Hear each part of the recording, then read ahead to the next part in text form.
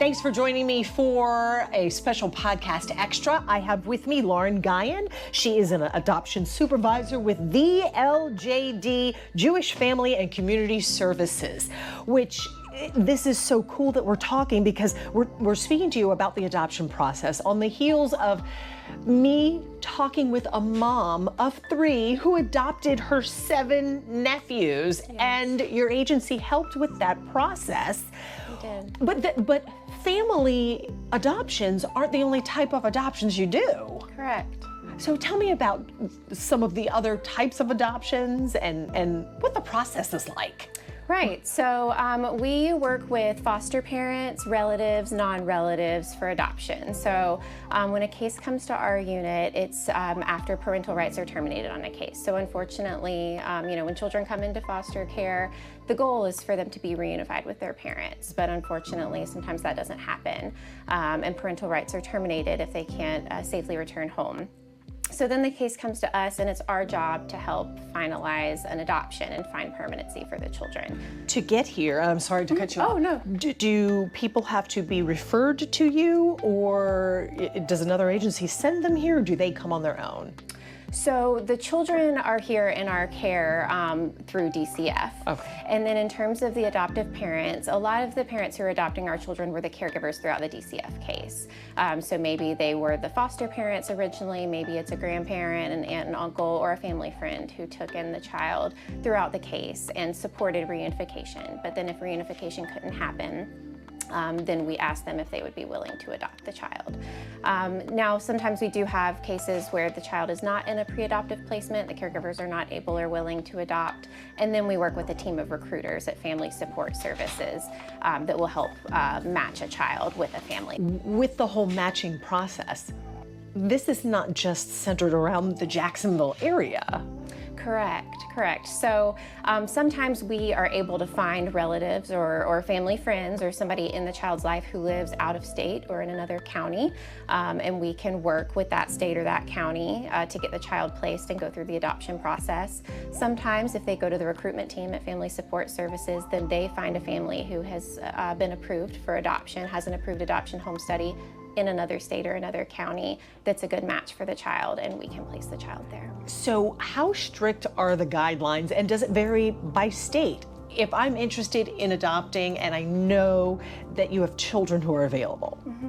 Yeah, absolutely. Good question. It does vary state by state, but here in Florida, in Duval County, the first step in the process would be to complete what we call PRIDE classes. So these are trauma-informed care classes. It's 8 sessions to really learn about child welfare and the foster care process, the adoption process, child development. There's a lot of really important information that you go through. So once you've made it through those, is it like a teaching thing, like classes? Yes, it's classes. Oh, okay. Mm-hmm. And they offer them in person at Family Support Services. There's a kind of a schedule every few months where they offer these. So that would be the first step in the process.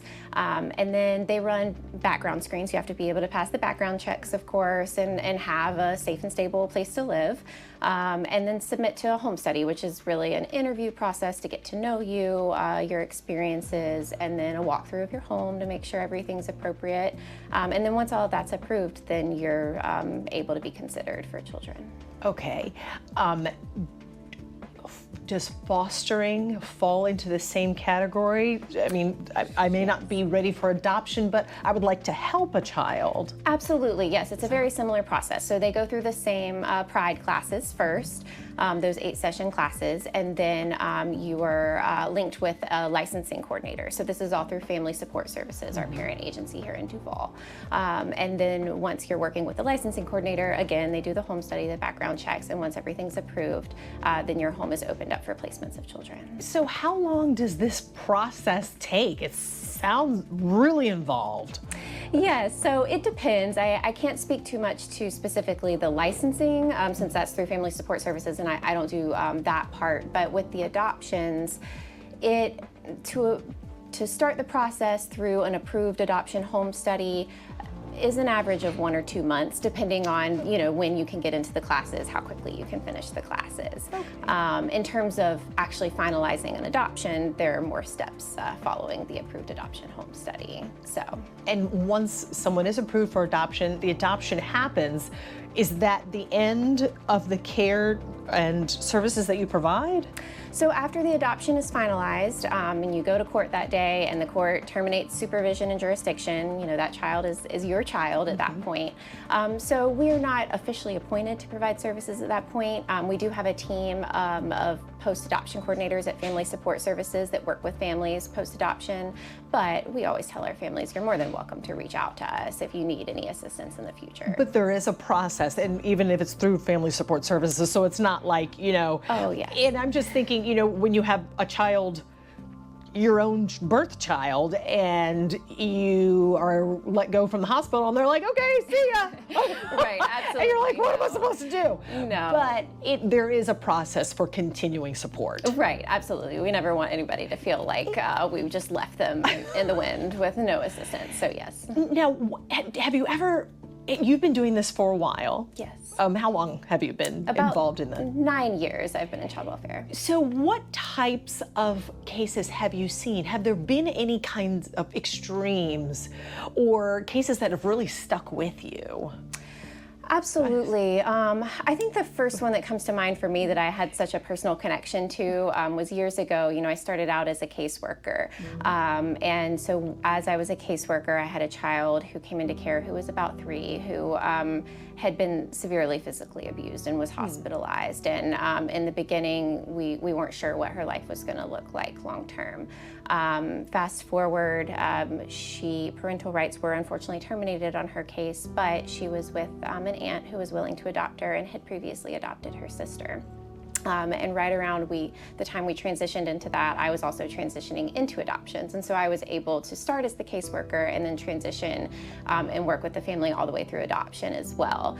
And it was just a beautiful story of overcoming so many barriers. This child just astonished everybody with how much she overcame. And she is now, gosh, I think she's 10 or 11 now. I keep up with them, you know, on social media and just thriving and doing all the things that you would hope that a normal child could do, and involved in sports. And so it's just been amazing to kind of to look back on her beginning and just the trauma and heartbreak of it and all of the things that family overcame. And I mean, it's every family we work with is that way. All of these children have been through so much, and the families have been, the parents, the caregivers, and just to see so many people day in and day out overcoming so much trauma and hardship is really inspiring. And it sounds like you really have to have a heart for this. Yeah, for because, you know, mentally and emotionally, you know, I would imagine you get attached. Yes, yes, it's impossible not to. It's impossible, yeah. So what kind of need is out there? I mean, is there a huge need for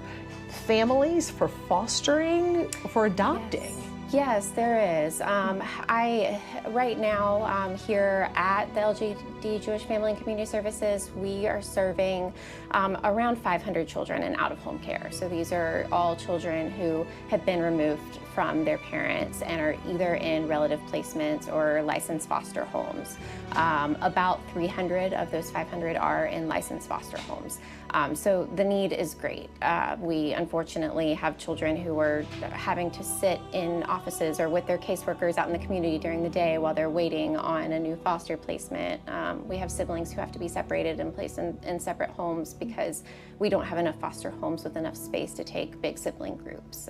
So there's always a need for more help and more resources. Now, somebody might hear this and say, you know, I would really like to help, but I don't know if my home is, you know, I've got pets and we have kids, and what if they don't get along? Like, is that something that they can come and talk through? Absolutely. I would say if you're even slightly considering it, to reach out and see, because most likely we can find a way around any barriers that you might have if you have the heart for it. Yeah. And now there are other services that JFCS involves, not just adoption. And I was kind of made assumptions based on the name Jewish Family and Community Services that it only serviced the Jewish community, but that's not true. With especially with adoptions, you service the entire community. Yes, absolutely. So tell me about some of these other programs that exist. Yeah, so we have a counseling and medication management program, which is great for especially with our foster care program and adoptions. A lot of these children and caregivers and biological parents are in need of therapeutic services, and so to be able to offer those here in-house is really helpful for them, so they're not having to go from one agency to the next. We also have parenting support and education here that is very helpful for our biological parents who are working towards reunification. And then we have financial assistance. So this can be sometimes a help with making a rent payment or a utility payment. And then we have a food pantry, we have a clothing closet, and then we also have Jewish services here as well. Which is, the help is out there. It's just that many people may not know that it exists. Right. And you partner with so many different agencies as well. Yes. And you are out of state, so there's a lot of outreach there. Yeah. Have you ever had somebody come back and say, you know what, thank you so much, and tell what a difference that you've made for them, for the family, for the child? Yes, we do, and that's very meaningful for us to hear. Yeah. Anyone stick out in particular for you?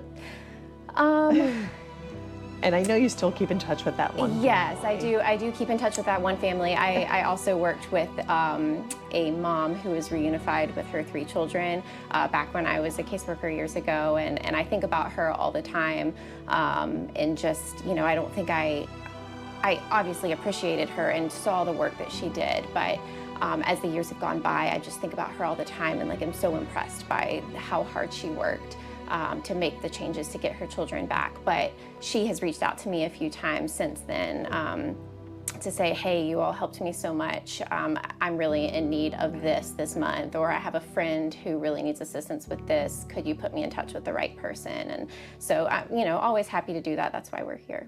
That is awesome. Awesome. Lauren Guion, thank you so much for explaining all that. And hopefully it's taken some of the nervousness out of the way for a lot of people who are hearing about the services available. So. Thank you. Yeah, of course.